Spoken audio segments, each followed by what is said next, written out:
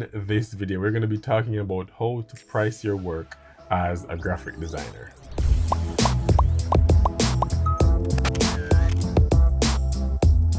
Welcome back to the channel. My name is Cjam, and first of all, this is not career advice or financial advice. Let me just put that out there. This is just me sharing what I've learned from being a graphic designer for 17 years to help you with pricing your work and how to charge as a graphic designer. And nobody whatsoever should tell you what to charge, because you should determine how much you're charging based on where you are in your journey and how much you think your work is worth.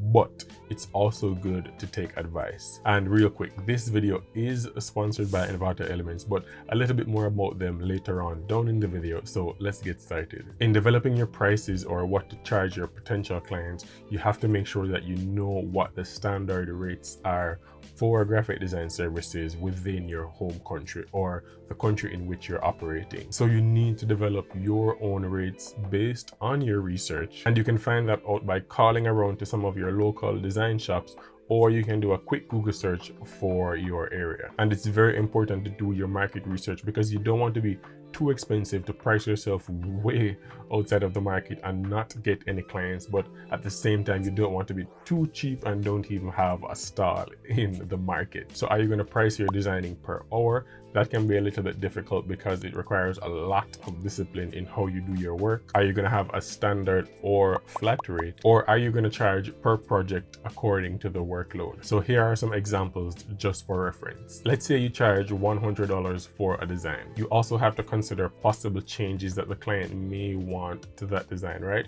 Of course, your work may be absolutely perfect in your eyes, but the client always comes first, right? If they change their mind or if they want something adjusted, you have to account for that. Those changes cannot be free. Yes, you can give 2 free changes as part of your package, but what if they want 7 changes? What if they end up wanting 10 changes? There has to be a line that says, hey, you get X amount of changes for free.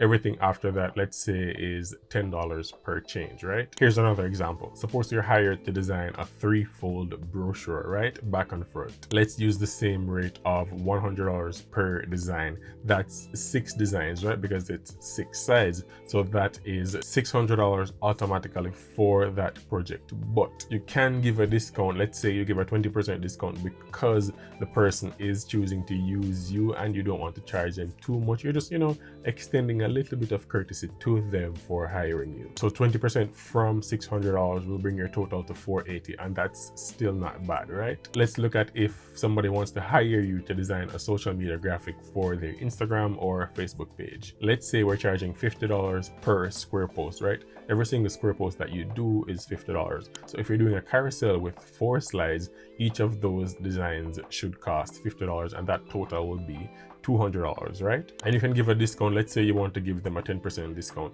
That's $20 from your $200, and that will bring your total to $180. So you'll make $180 from that job. That's still pretty good. All right, let's look at a logo example. Suppose your friend next door, your next door neighbor, right, is starting a t-shirt business and they want you to design a logo for them. And you say, all right, I'll charge $250 for your logo. Fine. What if Nike or Adidas contacts you and wants you to design their brand new logo for them? Those are huge brands, obviously, right? Surely you're definitely not going to charge Nike or Adidas the same $250 that you're going to charge your next door neighbor. Why? Because you should charge for your logo design services based on the reach that that logo will have, right? Do you think Nike or Adidas is going to pay you $250 to design their logo when somebody else who's at the top of the market is going to charge them $1 million to design that logo?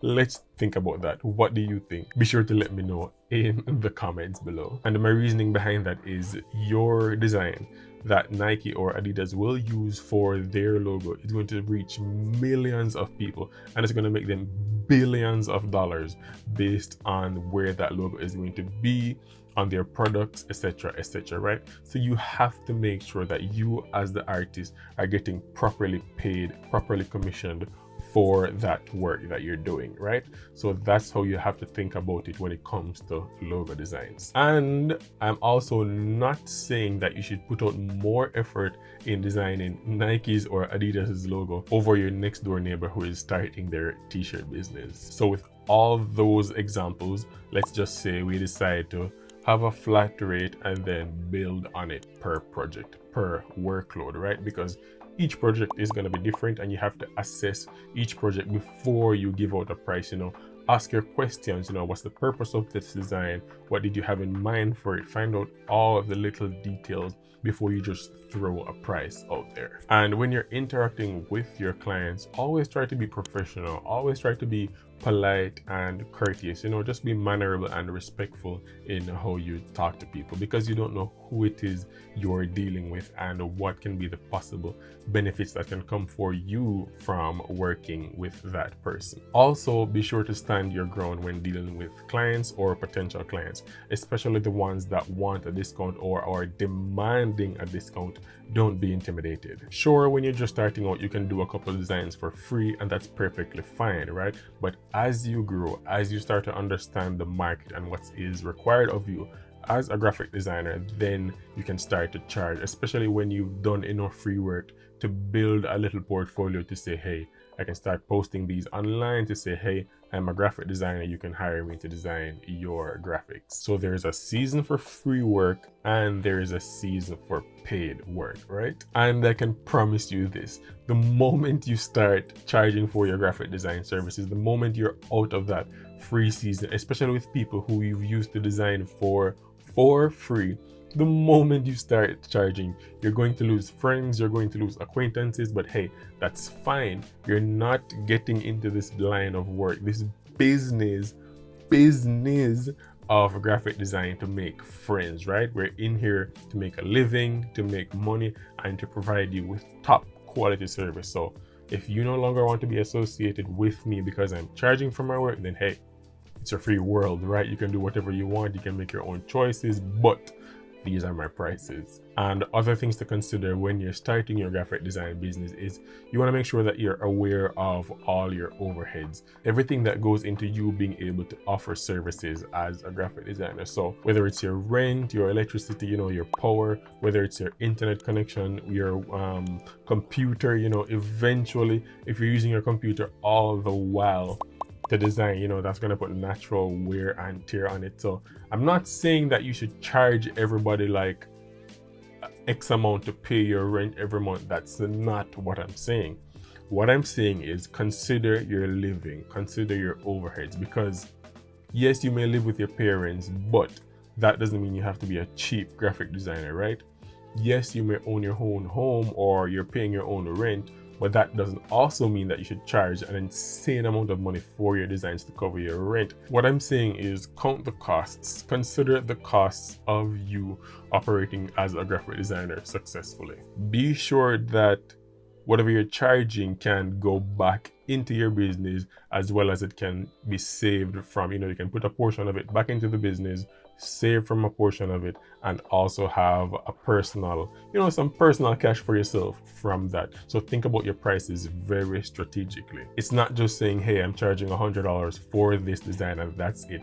You have to intentionally think about everything that goes into you being able to offer this service of graphic design. And for me, I know that I have a lot of digital subscriptions, right? I have my Dropbox, I have my Google Drive that I'm paying for, I have my Adobe Creative Cloud, Photoshop and Illustrator that I'm paying for every single month. I have my website that's up and running, the hosting, the domain, that's not free. And also one of my most important subscriptions as a graphic designer is Envato Elements. And earlier I mentioned that Envato Elements is the sponsor of this video, and I use a lot of stuff from Envato. I use Envato Elements daily. I download graphic templates from them, social media templates that I use for my clients. I use elements such as patterns, textures, and backgrounds. And I also download vector icons from Envato Elements. It's literally become a part of my workflow as a graphic designer. And because you've stuck around with me to this point in the video, Envato Elements wants to give you 70% off a month's subscription from their website Normally it costs $33 and you're getting it for $9 with that discount. So what you can do to get that discount is just hit the first link in this video's description and you can download unlimited. There's no limit to how much you can download within that 30-day period. Whether it's social media graphics, like I mentioned earlier, you can even download logos to use for your business, right? Editable logos that you can make your own, business card templates, product mockups, and so much more.